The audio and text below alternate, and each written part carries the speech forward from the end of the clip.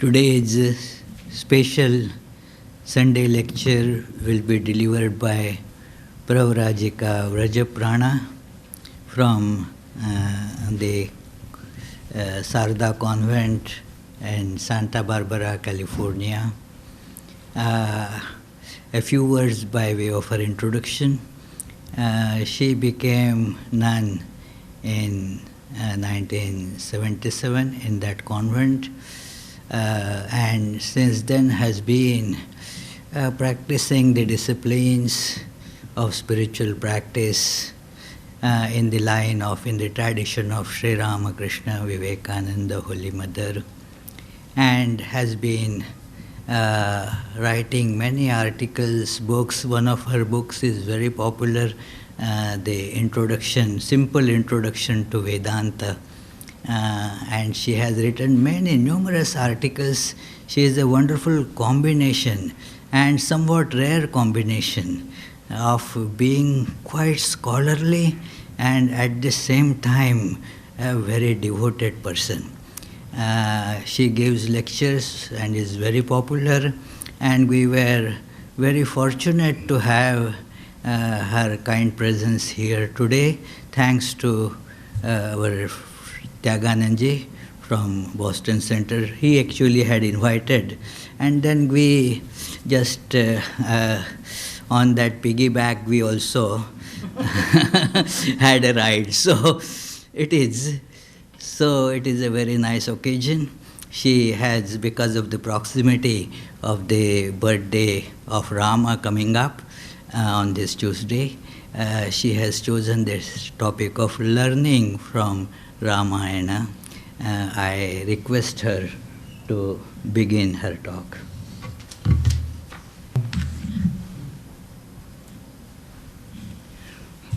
I'm really happy to be here. I haven't been here for a long time, and to see the new center with all my old friends here, it's really wonderful. I'm so happy to be back, and thank you, Maharaj, for that invitation to come. I insisted on Caserta's pizza. I'll come only if there is Caserta's pizza, so I got my wish. I saw it coming in. Now, I think many of you know the Ramayana from learning it on your mother's knee. You were brought up hearing about the Ramayana. I wasn't. I didn't discover the Ramayana until I was about 30, and I read the Rama comic book. The Amar Chitrakatha, that thing, fell in love with Rama. It's like, how does that happen? It did, but it's like ever since then I've been reading the Ramayana.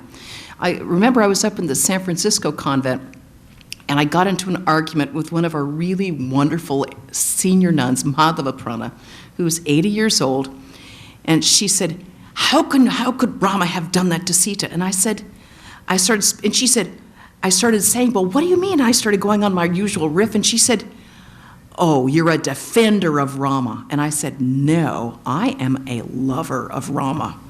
And to which case she had to stop talking. You can't defend against love. That's sort of like unalterable. Many people, and especially in the West, sort of put Rama and I know Wendy Doniger's gotten into trouble about this by talking about saying, well, the myth of Rama. And there's nothing wrong with myth as long as you understand that myth has truth in it. Because just because something is historical fact doesn't mean that it's true, and just because something can't be actually defined by in 1218 AD or BC this happened, there's great truth in what we know by story, and what the stories that we've learned, and the stories that we get through our sacred traditions. This has much more importance and truth in it than we can get by just studying a history book. And I think the Ramayana is very important this way because it teaches us great truths about spirituality and about human nature. And it gives us a deeper insight into our own spiritual life. These are the problems. It presents us with problems that we come up with as human beings. And how do we deal with that? How does an avatar, how does an ideal person like Rama deal with this? How do these characters come into it?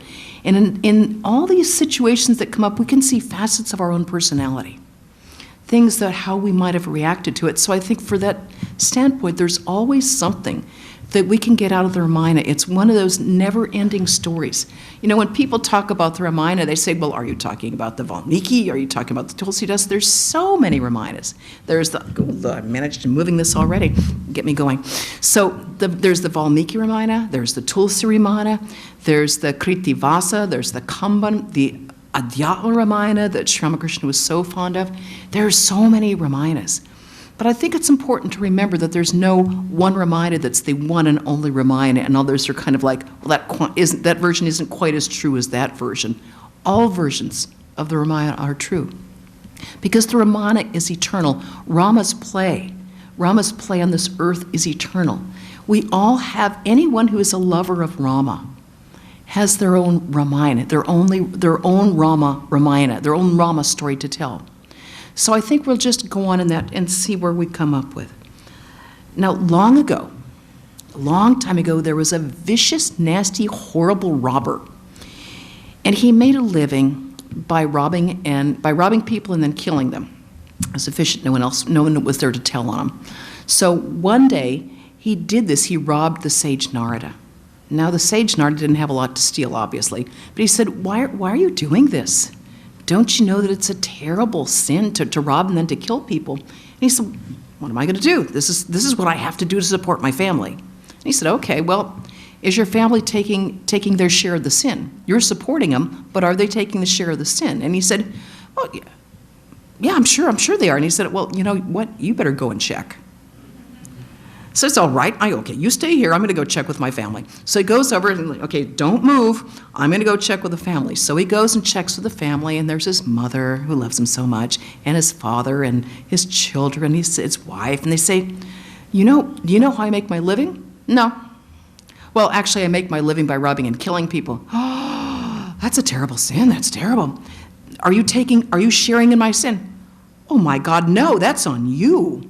Yeah, that sin is yours alone. He said, what do you mean? I did this to support you. And they said, well, you're supposed to support us. It's your job. Your job is to support us. We didn't tell you to go rob and kill people. He felt completely alone. Like, all of a sudden, it becomes very clear that everybody's in it for themselves and his family.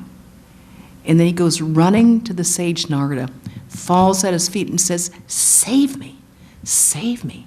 What can I do? So the sage Narada says, I got a plan.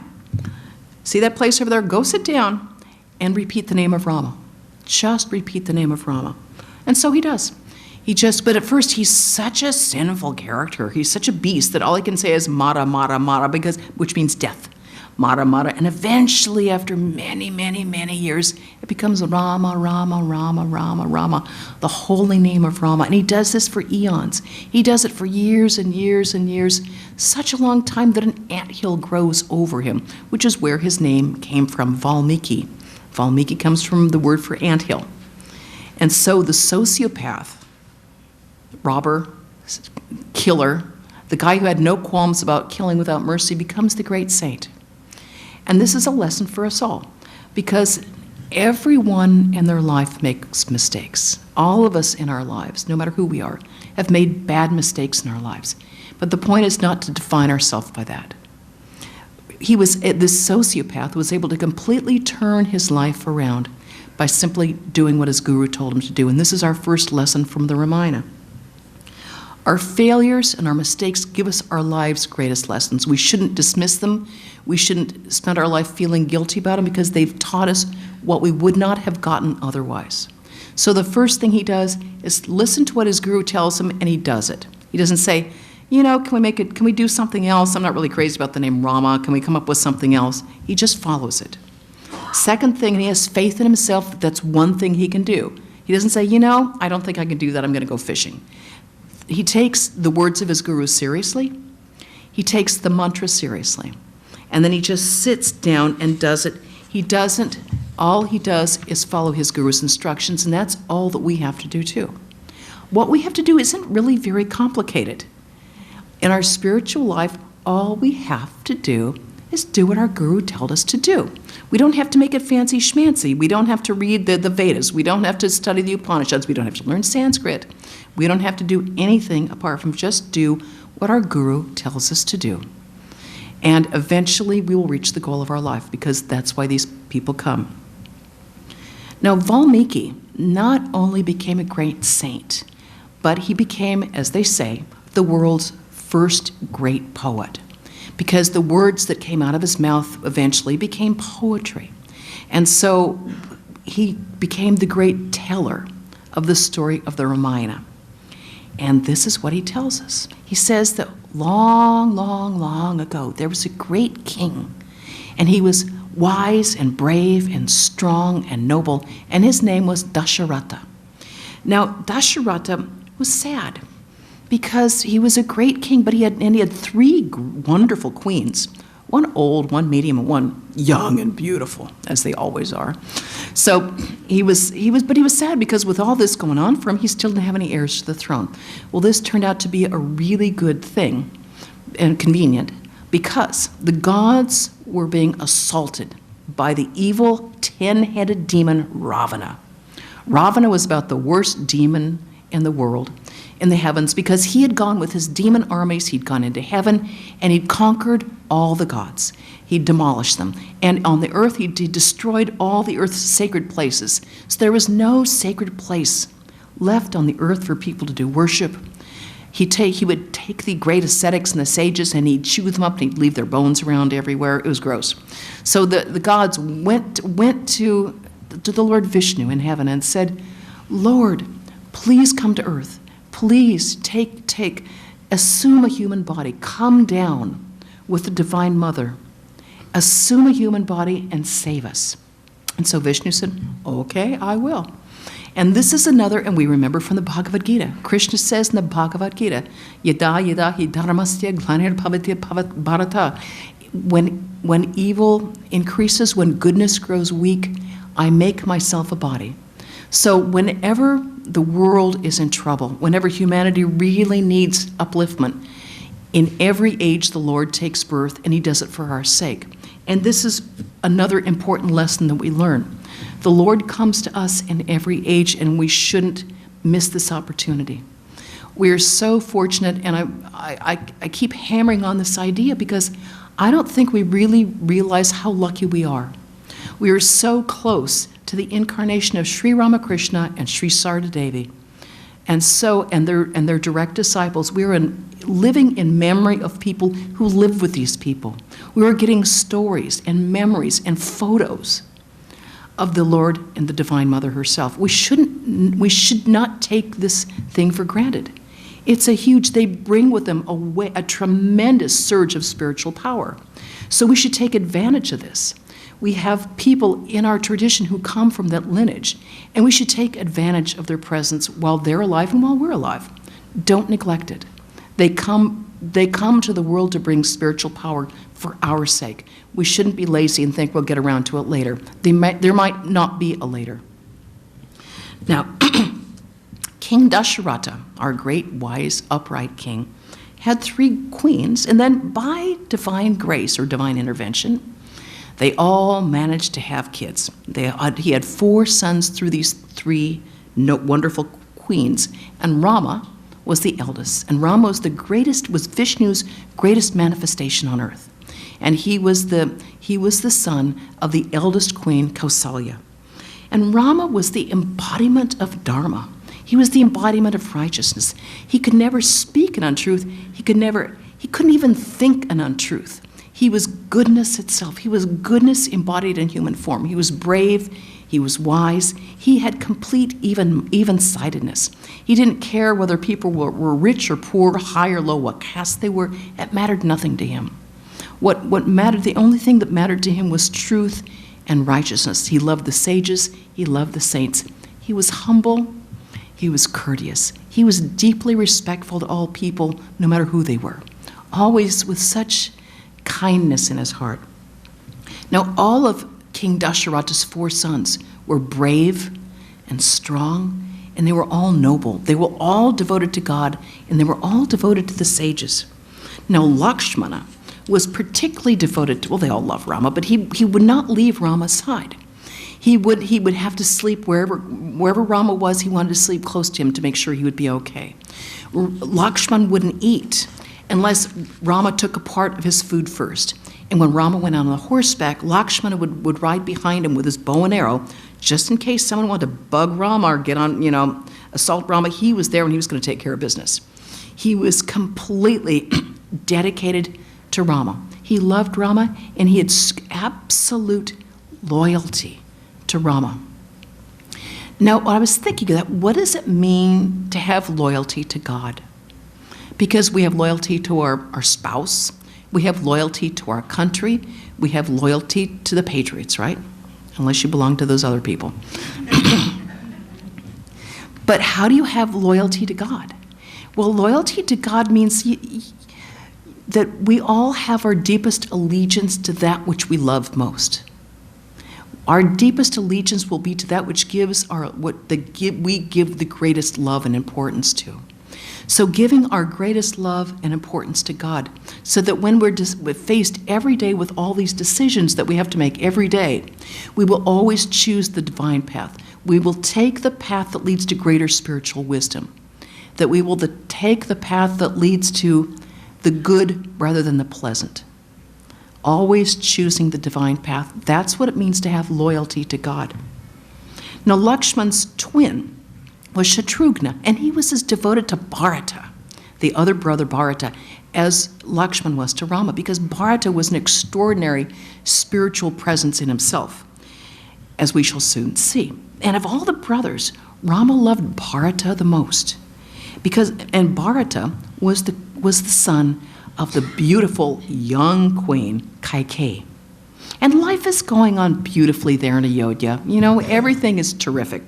Rama marries Sita, who is the daughter of the great sage and wise king Janaka. But Sita is actually the Divine Mother herself, who's come to earth for the sake of the world.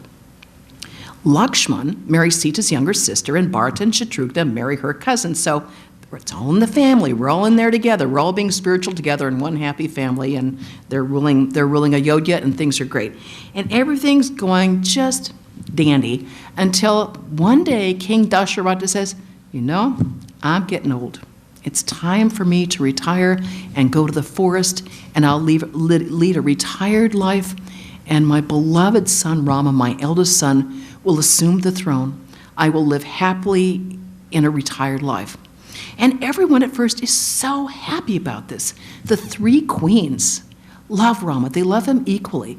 The mothers love each son every bit as much as their own birth son. And the townspeople are happy. Everyone is rejoicing because Rama is so loved for his equal-mindedness, his kindness, his truthfulness. Everything is a grand celebration, and everyone is happy except for, wouldn't you know, the snake in the woodpile there, Manthara. Manthara is the beautiful young queen Kaikeyi's maidservant. So everyone is happy except for her. Manthara is in her mind, she's getting really mad about this. And she's described as being ugly, hunchbacked, squinty-eyed, and mean, which is not an appealing combination for anybody. Now, everyone is overjoyed except for her. And at first, Kaikeyi, the young queen, is so happy. She loves Rama so much. She said, I'm so happy Rama's being crowned as king. And Kaikeyi's, what do you mean? What do you mean? Your son, Rama will banish your son Bharata, or you'll have him killed. Don't you know what he's planning to do? And you, Kausalya, speaking to the Kausalya, will have you you'll be the slave of that old queen. And so she works on her and brings up fear, envy, jealousy in her heart. So soon, Kaikeyi, who's had such a sweet relationship with Rama, becomes fearful, envious, bitter, and jealous. Kaikeyi's heart is poisoned. And there's a lot to learn from Manthara. Because from Manthara, this maidservant, we learned that envy and jealousy and meanness are ugly, hunchbacked, squinty-eyed, and mean. Squinty-eyed, because when we have envy and jealousy, we don't see clearly. We blind ourselves. our higher vision becomes dim. We can't see correctly because our egotism has taken over our life. And everything becomes about me, what I have to have, what me and my has to have in this world. So we become squinty-eyed. We become ugly because envy poisons our mind. We become hunched back because our own noble nature, the being who we really are, becomes deformed. So the lesson that we get from mantra is that all of us have a mantra lurking in our mind somewhere. Everything was going so well, and then one moment, all this wells up in Kai-Kei's mind, and she doesn't become the person she's always been. She's overwhelmed by this. And from mantra, we lose that whatever peace and joy we've had in the kingdom, our own inner kingdom, that will be lost if we succumb to envy and jealousy. So all of the love and sweetness in Kai-Kei's heart dries up like that. It's gone. And then she turns her life into misery, and she turns everyone else's life into misery. And our own joy can dry up like that too if we allow ourselves to be overtaken by these baser emotions, by not keeping our own higher mind there, watching over what the rest of our mind is doing. Kai-Kei tells Rama, first of all, mantra reminds Kai-Kei, because Kai-Kei went out long ago. She went out with the king, and the king was having a battle, but he was badly wounded in the battle. So the young, beautiful queen Kai-Kei saves his life. Well, he's very happy, of course. He said, I give you 2 boons. In other words, 2 major, big favors that you can call up any time. This is what a boon is for. So Kai-Kei has completely forgotten about these boons, but the nasty mantra hasn't forgotten this fact at all. She said, the king owes you 2 boons. And Kai-Kei goes, what am I going to do with that? And she said, this is what you're going to do with that. You're going to go to the king, and you're going to demand the first boon. I want Rama exiled for 14 years. Second boon, I want my son Bharata crowned as king. You have to go and ask the king for it. And she knows that because the king is truthful, he will have to give it to her. He will not have a choice. He's not able to pull back from that because he's already given her the promise. And so he's stuck. He can't become untruthful, but he doesn't want to send his beloved son away. What is he going to do? So when Rama comes into the palace, he's ready to be, this is happening the day that he's supposed to be crowned king.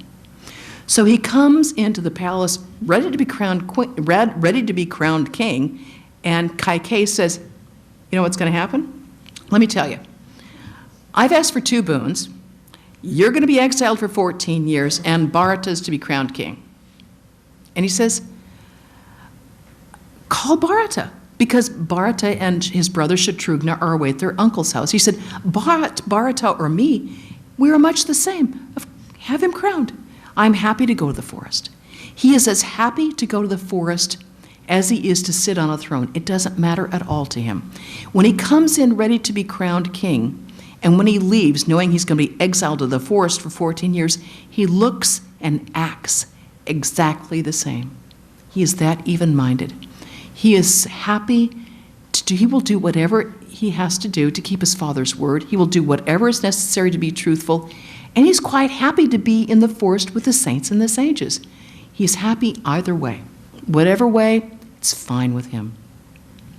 So he will do whatever is necessary. Now, neither Sita nor Lakshmana are going to say, Rama says, stay home, take care of Dad. He's really upset about this. Look after our mothers. Stay home. But neither of them will stay. Neither of them will stay in Ayodhya without Rama. Sita is a wonderful example of that. She says, my life is bound up with yours. I am yours forever, she said. The forest is no forest to me with you beside me. And without you, heaven is no heaven. This heart of mine is a temple, and you are the God that I worship there. And this is such a wonderful idea, because with the Lord, there is no place that's dangerous. If we have the Lord in our hearts, nothing can budge us, nothing can frighten us. We are standing on a mountain of strength. Without the Lord, we have nothing or no one. It reminds me of this 23rd Psalm. In the valley of the shadow of death, I will fear no evil, for thou art with me. I remember reading that as a kid, and I thought, wow, that's fantastic. Where's the valley of the shadow of death anyway? Does anyone know where that's located? But I remember thinking of that at the time. What a wonderful idea. So Lakshman then tells his mother Sumitra, I'm going to be gone for the next 14 years because Rama's been exiled, but, just checking, just letting you know, I'm taking your blessing. Now, any normal mother would be going, oh my God, 14. But she's the philosopher in this story. And she tells him something so wonderful, and it's a wonderful lesson for us all. She said, look upon Rama as your father. Look upon Sita as your mother. In other words, don't think of me as being your mother. Look upon Sita as your mother. Look upon the forest as your home. Go with a glad heart and be happy. This is such an important thing because it's so important for us to remember that if the Lord isn't there, that place isn't our home. So in other words, if the Lord isn't in Ayodhya, it's not your home. Wherever the Lord is, there is our home. Wherever the Lord isn't, that place is not our home. The divine mother alone is our real mother. The Lord alone is our real Father. And if we try to hang on to anything else, our hands are going to get burned. We'll be sorry. With that knowledge, we can go with a glad heart and be happy. So Rama, Sita, and Lakshmana go off to the forest, and the entire population of Ayodhya is trailing after them, begging, crying, holding onto the chariot. Don't go, don't come back, come back. Change your mind. They go into the forest, trying to get him to come back, but nothing is going to change Rama's mind on this. And it's like, doesn't that seem to be a little hard-nosed? Aren't we following a little too much of a hard line here? Your father really doesn't want you to go. Your mothers are crying. Can't we cut a deal here? Can't we negotiate this? Why do you have to keep it that strictly? Well, no, we can't. We can't make a deal on this. The truth has to be kept, and there's a really good reason why. As you know, the Sanskrit word for truth is satya. Satya comes from the word sat, being or existence. Truth is existence itself. It's being itself. You can't cut away at that tree. Truth isn't negotiable here. Truth isn't something that you can kind of winnow around. You can't triangulate it. It's like you have to be truthful. And also, he's come as an avatar of God. He has come to establish Dharma. He has come in every age to reestablish Dharma. And the root of Dharma is truth and truthfulness. That's why Sri Ramakrishna would say, if a person clings to truth, they will certainly realize God. And that's why when he was doing all of his spiritual austerities, he could give up everything, but he could not give up truth. So Rama will cling to truth and will stick to truth no matter what, because if he doesn't uphold those ideals, if he as an incarnation of God doesn't uphold those ideals, who else is going to do it? The incarnations of God hold us up. Their behavior in life, their words and their actions are held up as kind of a model, a paradigm, an ideal, that we look at that and we try to follow the pattern as much as we can. If they don't set up that pattern, we're lost. We have to have that pattern to follow. So of course, he won't go back. And Rama is the ideal in so many ways. There's so many stories about Rama that make you think that, yes, this is ideal behavior. And one of my favorites is his behavior with Guha. And Guha is the tribal king. So they're going off into the forest, and he's crossing the river to go deeper into the forest, and he runs into a tribal, an aboriginal and outcast. In the tribe and the caste system, you're going to think of him as an untouchable. So he's there, and he's going to be the one to ferry them across the river. So Guha sees Rama from a distance, and he knows what's going on, because as the king of the tribals, he knows the language of the animals. He knows the language of the birds talk to him, the animals talk to him. He gets the word of all what's going on in Ayodhya. But he's heard of the terrible crisis there, and he's heard that Rama is a truthful, upright man who's just the embodiment of goodness. So he feels already there's a great injustice that's been done. So he's already feels compelled to his heart sort of belongs to Rama. He feels that this terrible thing has been done. But he knows that Rama is the prince, and he is an untouchable. So he sees Rama, and he salutes him from a distance, knowing that he's an untouchable, knowing that Rama's not going to want to get anywhere near him because he's an untouchable. But Rama sees him, and he goes towards him and sees him as an old friend. Rama goes to him and presses him to his heart and embraces him tightly with with absolute tender love. And Guha cannot control his tears. He's crying so much that the tears are pouring down into his chest. And the tears are lodged between Rama's chest and his own as he weeps and weeps and weeps.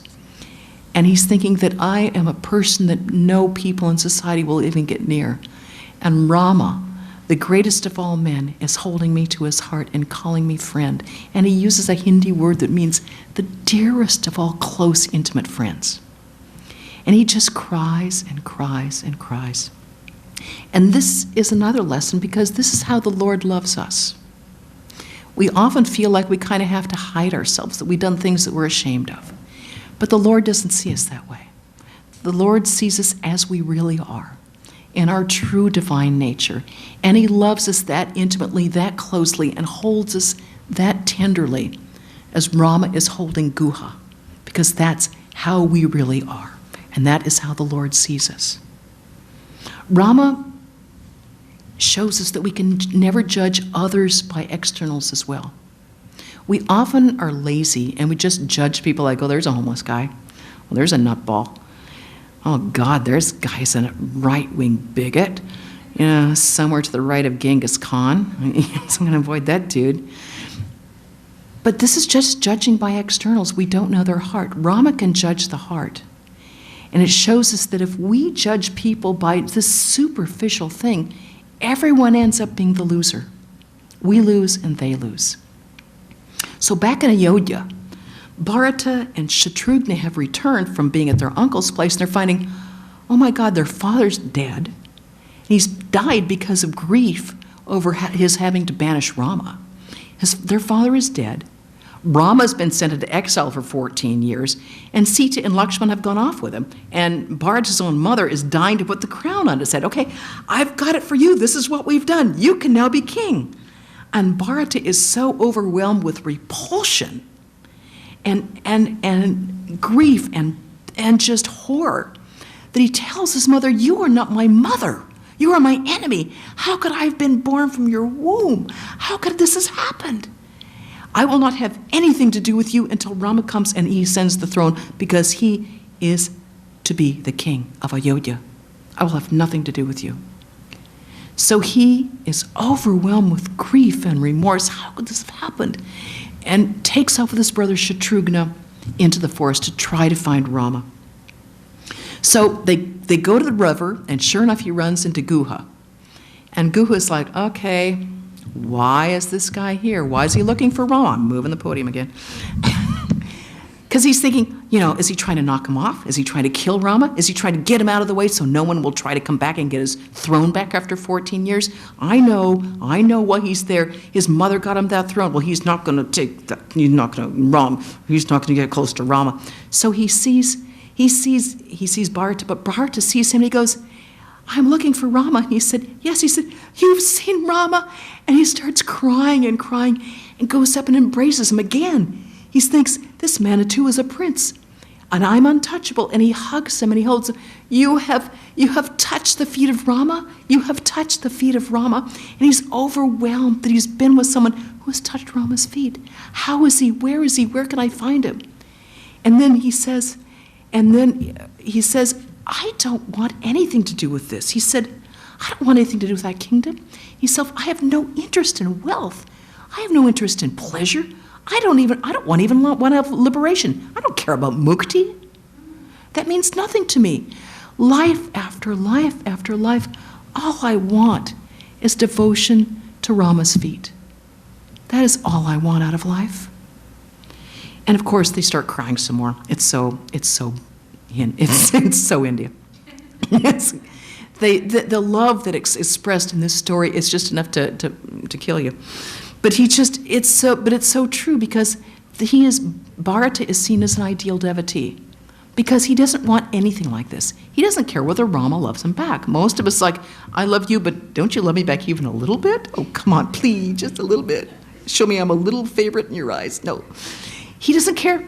He doesn't care whether Rama loves him back. He just wants to love Rama. That's all he wants out of life. So when Bharata at last, Bharata and Shatrugna finally find Rama, and Bharata falls at his feet crying, falls at his feet, says, I have nothing to do with what happened back there. I just, please come back. Take the throne. You are the eldest son of you are meant to be king. You're the only person worthy to be king. I'm not even worthy to take the dust of your feet. Please come back. And Rama says, we have to keep our Father's word. Truth, without truth, where is anything? Where is dharma? Unless we hold to our Father's word, unless my Father's promise be kept. We are brothers. Our Father's word must be kept. And so Bharata accepts this, but he takes Rama's sandals and he puts them on his head. And he said, I will rule only as your regent.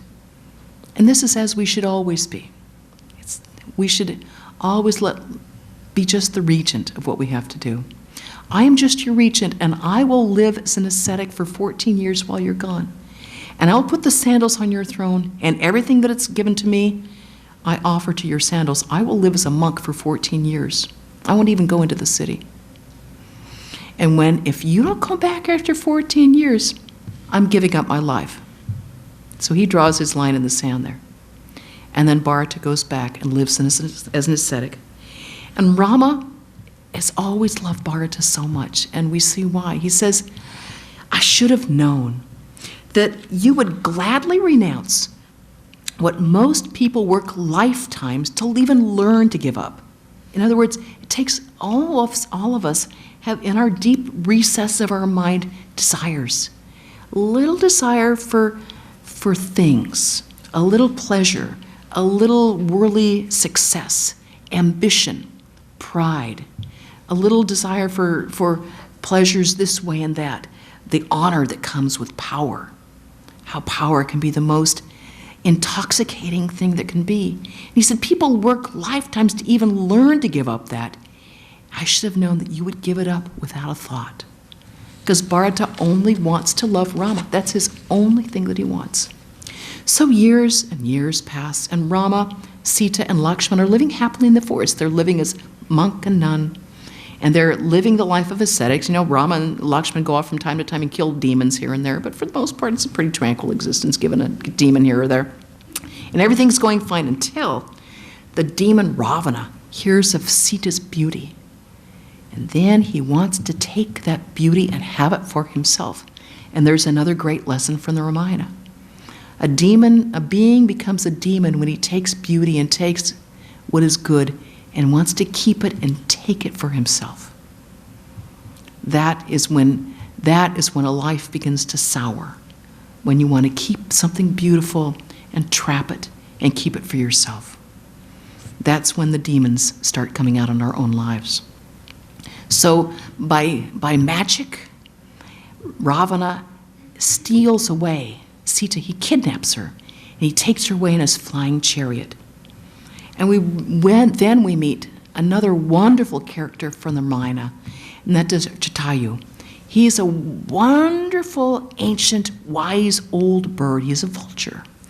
He's a huge, magnificent vulture. And he's old, and he's weak, but he is noble. His very nature is nobility itself. And he has tremendous courage.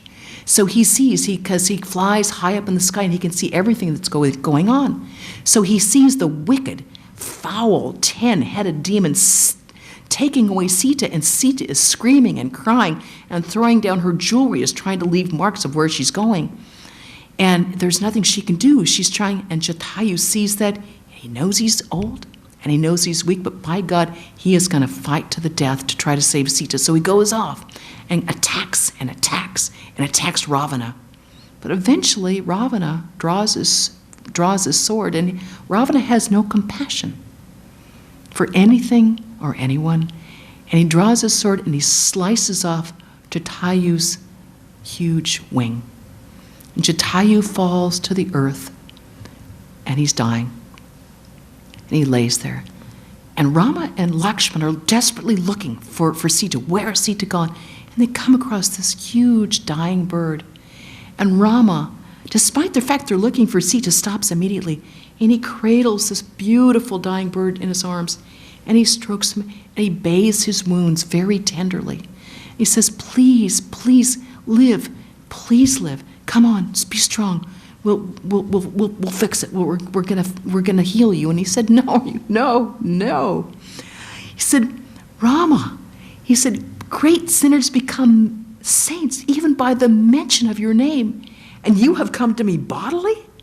He said, everything I've ever wanted in life has been given to me just now. What more do I need in life? You have come to me. And Rama says the most beautiful thing. He says, friend. Now, remember, he's talking to a vulture. Vulture, most people try to avoid because they live off dead flesh. They're kind of big and stinky, and they're ugly, and they live off dead flesh. They live off corpses. But Rama says, friend, it is your own good deeds that have saved you, not me. He said, there is nothing in the world beyond the reach of those who devote their souls for the good of others. And I love that. There is nothing in the world beyond the reach of those who give their soul for the good of others, which is straight out of Swami Vivekananda, who of course was brought up hearing the Ramayana on his mother's knee. This is one of the great lessons. Rama never says, yeah, it's like I'm here to, it's like, no, your own good deeds. Your own good deeds. And you've done so much for the sake of others. So Rama and Lakshmana now know, okay, she's been kidnapped by the evil demon, and they go further and further into the forest to see what's happened, desperately trying to find Sita. And they come into the forest, they come across Shabari, who's another aboriginal, another untouchable. She is an ascetic. And when she was a young nun, her guru told her, one day, the Lord is going to come to your hut and visit you. Now, for the next 50, 60, 70 years, she does the same thing every day. She knows, her guru has told her that the Lord is going to come to visit her in her home, in her little hut. So every day, she meticulously cleans her little hut. Every day, she goes out and absolutely meticulously cleans the footpath, because when the Lord comes, she doesn't want that his tender feet should have a prick of a thorn or a leaf getting into his soft, tender feet. And every day, she picks berries for him. And she wants that the berries should be so sweet and tender. So every berry that she picks, she tastes each one. Now, in the Hindu tradition, you know, if you taste something, you've stuck it in your mouth and you defiled it. You can't taste anything you're offering to the Lord. You can't even smell it. You can't even think about it very much. It has to be just for the Lord. You can't desire it yourself. But she stuck every one in her mouth and tasted it. Ah, this is a sweet one. That I will save for the Lord. And she's done this every single day, 50, 60, 70 years. So finally, the day comes when Rama and Lakshmana, who are very busy, obviously, looking for Sita, but all of a sudden Rama goes, no, I have to go there. Lakshmana goes, no, shouldn't we go there? No, I have to go there. Because he sees this hut. And he and Lakshmana approach, and Shabari knows, the Lord has come. Finally, the Lord has come. She's overwhelmed with joy. The Lord has finally come, and she's so beside herself with joy. He's now walking on the footpath. He's now coming into the house, and she hands him this bowl of berries that she's already tasted, every single one. And she said, Lord, please, these berries are for you. I've tasted every one. And Lakshman goes, you know, she's tasted everyone, put them on. God, don't, they're defiled. They're not, don't put them in your mouth. And Lakshman and Rama goes, oh, these berries are delicious. And it's eating every single one of those berries. She said, in all my life, I have never tasted anything so delicious as these berries. And he tells Lakshman, hey, have some. These are so, you will see what I mean. And Lakshman picks up one, and he starts to put it to his mouth, and he throws it away. He can't put it in his mouth because, according to him, it's defiled. And that's the difference between Bharata and Rama and Lakshman. Because Rama can see into her heart, and he sees that purity of intention so much, she could have given him a pork chop, and it would have gone into his mouth, because that absolute love of Rama has purified everything she's touched, including her own mouth. So she is so happy and so pure that Rama grants his vision. And she sees the absolute form of Rama. But mercifully, before she does that, she tells Rama, go and seek the help of the monkey kingdom. And that's great, because this is when things really start to happen. But first, let's think about what we have to learn from Shambhari. Because from her, we learn that patience is so essential in our spiritual life. She's not sitting there thinking, I wonder am I making spiritual progress by doing that, No, she's not doing that. She's not wondering about her spiritual life. She's every day doing the same thing every day. Every day she's doing the very basic things. I'm cleaning my hut. I'm cleaning the footpath. I'm getting the berries. That's all she's doing. And if we do every action, if we just thought every day, today may be the day that the Lord appears to me. It's like, oh my God, he told me to do my job on my really same old mantra every day. Can I change this up? And she's not worried about anything but just every day the Lord. If we can think every day, this could be the day when the Lord appears to me, our life would be so joyful. We would get it off the rote. We would get off the routine thing, and it would be so loving, and it would be so fresh to us. If we can just remember, today may be the day. Every day could be every day. So she is given the vision, the ultimate vision of Rama in his absolute form. And she bodily goes up and completely immolates and joyfully ascends into the heavens. And so Rama, okay, we're going to go seek the help of the monkey kingdom. And there we meet the wonderful Hanuman. Hanuman is a great monkey. He's the general of the monkey army, and he is the son of the wind. He is intelligent and he's wise. He's brave beyond comprehension, and his love for Rama knows no bounds. He has such intense devotion and love for Rama that he's like another complete ideal of what a devotee is.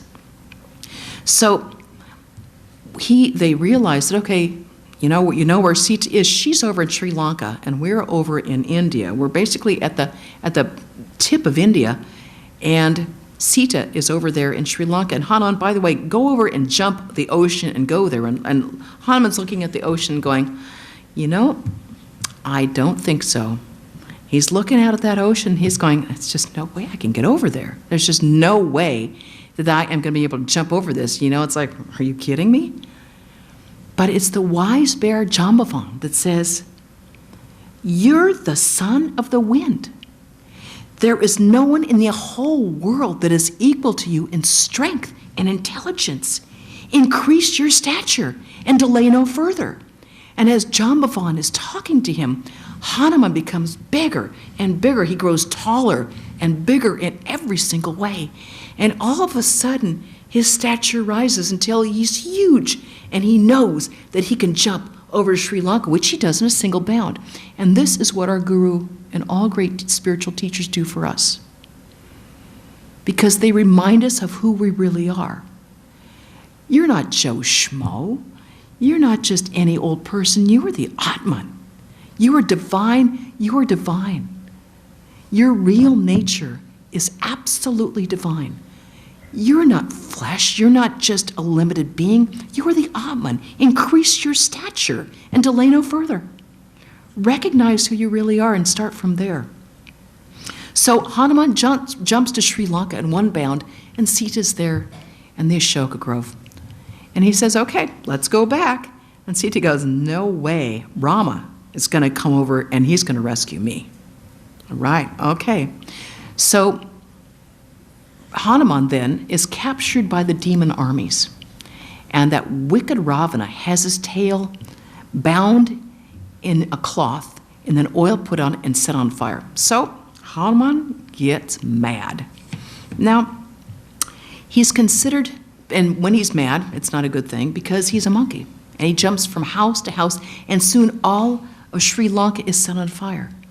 And he's looking and he's going, I set you on fire. And then all of a sudden he realizes, oh my God, Sita is in there. Sita is in there, and I've set Olive. And then he begins to tremble. I got his Sita, all right. Then he has to find out whether she's okay. And this is another great lesson for us all. Because Hanuman is considered the wisest of the wise. His intelligence is boundless. But he's got a monkey. He's a monkey. And we got a monkey too. It's this monster right in here. This is our monkey. There's a good reason why they call it a monkey mind. Sometimes it's out of our control. And it often goes out of our control when we are overcome by anger, which is what happens to Hanuman. And pretty soon, everything is set into a conflagration, which is what anger does to us. Pretty soon, everything is a conflagration. And sometimes it could happen that we could almost destroy that which we love the most through just our own higher mind being overtaken by a wave of the fire of anger. And this reminds us that if even Hanuman, the wisest of the wise, could destroy something so dear as the thing he loves most, what can happen to us? It reminds us that we have to keep a watch over monkey mind to make sure that our judgment isn't overtaken by anger, that we always keep control of this, lest it ruin our life forever. So Hanuman goes back to India. Rama is there. He tells Rama where Sita is. And the monkeys and the bears, that army, start building a bridge. It takes a lot of work to build a bridge from the tip of India over to Sri Lanka. And the bears they're getting the big stones and they're big brutes, and they put the stones there, and bit by bit. But there's a little tiny chipmunk who wants to come and help Rama because he loves Rama. And he's this itty bitty chipmunk, and he's just a little thing. And he goes there and he wants to help, but all he can carry are little tiny stones and the sand that he carries on his back, because he goes and rolls on the sand, and he goes over to the bridge and he shakes off the sand. And the bears and the monkeys are going, get out of here. You are in our way. You're too small. You can't do anything worthwhile. Get out of here. But Rama sees him. And Rama picks him up and strokes him so lovingly. And he says, oh no. And he tells the monkeys, he said, every work is great. Every work is great. Don't think that there is any such thing as a small work. Every work, whether it seems to be big or whether it seems to be small, is great work. And he tells the little chipmunk, you are putting in those little stones in the sand that the big stones need support. Without your work, we would not have a bridge to Sri Lanka. And he's so pleased that the 3 marks that you see in the chipmunk's back are the marks of Rama's fingers on his back. And it tells us that every work that we do, none of us may do great work, but none of us may have something that we think is like, oh my God, people are going to remember. I just had a little life. We have our own little work, but no matter what, it's our work.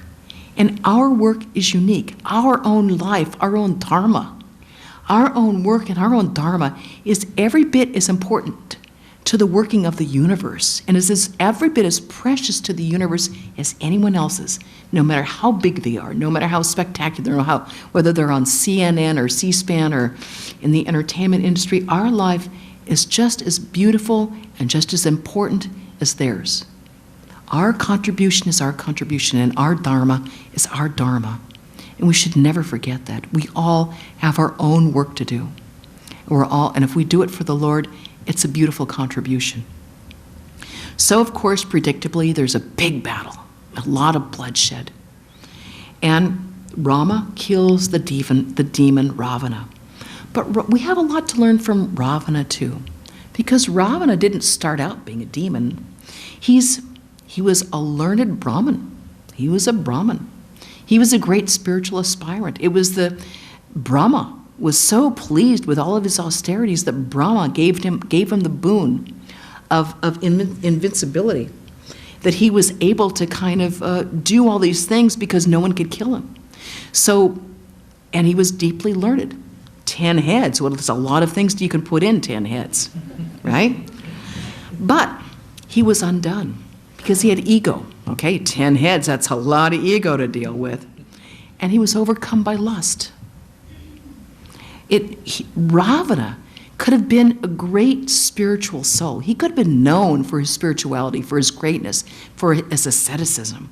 But instead, he's known as the greatest demon because he was tripped up by ego and he was tripped up by lust. And that's a great lesson to us all. No matter how great of a spiritual aspirant we are, we're all vulnerable. None of us are exempt from the traps that can be set by ego and by lust. That we always have to remember that there but for fortune go I. That the greatest spiritual aspirant can become the great demon. And if we're overtaken by ego and lust, we become demonic. That's how it happens. So Rama rescues Sita, but wouldn't you know, it happens in all the time. Her purity is suspect after her captivity.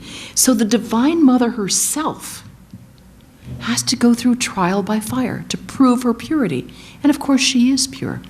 But I think it's important for us to keep in mind that all of us will be tried by fire. Every single one of us will be tried by fire. We don't know when, we don't know how, we don't know by whom, and we don't know where, but we know we will all be tried by fire. And how Sita deals with this is what we have to remember, because Sita gives us one of our great lessons. Because of all the Ramayana's characters, no one has Sita's strength or courage. You know, the guys go out and kill demons. That's the easy part. It's not that hard to kill demons. You know, you just go out there and fly and use your magic sword and blah, blah, blah. Sita has the suspicion of those that she loves. She has the real trial by fire. But her great strength is that she has the absolute conviction that comes from living in perfect truth. She lives in perfect truth that she knows in every particle of her being that her mind has never once strayed from the thought of Rama. Never for 1 second did the thought was Rama not in her consciousness. She knows there's no shadow between her being and Rama's being. So when she walks through fire, she comes out like a phoenix. She is beauty and purity and strength itself. So we know ourselves that if we can love God that completely, only then can we have that kind of fearlessness and the strength that will bring us through our own trials by fire, which we shall certainly have. Whether we get through it as unscathed as Sita will depend on how much we can really depend on the strength of our conviction that the Lord is with us. So everything goes fine. Rama, Sita, and Lakshmana go back, and they fly back, and they're released from their exile. And their exile is over. Everything is happy. There's great jubilation because now Rama is crowned king. And the Rama Raja begins, the reign of Rama, the golden age, where everything goes beautifully. So their exile is over, but alas for us, our exile is still going on because we're still exiled from who we really are. Because until we all realize our own divine nature, until we have the Lord enshrined and enthroned in our own hearts, we will still have that exile. Only when we realize our own divine nature and we find the Lord enshrined in our own hearts, then will our exile be over. And then our own internal Ram Raja, our own reign of Ram, our own glad-heartedness, where the reign of Rama will begin in our own hearts, and we can live in joy and gladness. Thank you.